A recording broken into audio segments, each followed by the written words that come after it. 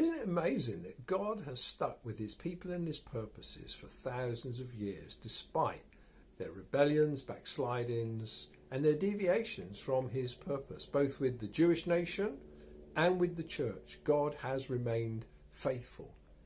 But the story is not always easy to understand.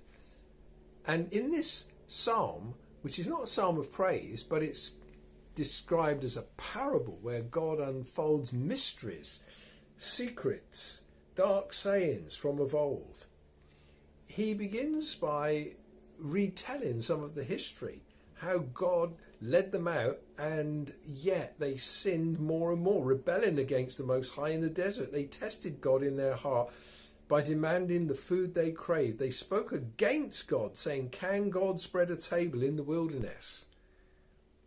And God did spread a table in the wilderness, but he brought judgment on the people for their unbelief and their rebellious hearts. Were there ever going to be a people who were truly after God's heart? Well, by the time this psalm was written, David had been put on the throne. In verse 68 it says, "He chose the tribe of Judah, Mount Zion, which he loves. He built his sanctuary like the high heavens, and like the earth, which he founded forever. He chose David, his servant, and took him from the sheepfold." But David, as we know, wasn't always the man after God's heart he should have been. He was after Bathsheba at one point, and the disaster that took place amongst his own children and the consequences that outplayed in his life for the kingdom were just terrible. And it pointed to the need for someone else to come in history, someone who would do a great job, someone who would become truly a shepherd after God's heart. This parable in that sense points to Jesus. It's a messianic psalm because it cries out for where in the history of God's people is there going to be a king who will really rule in righteousness and who will save his people to the end.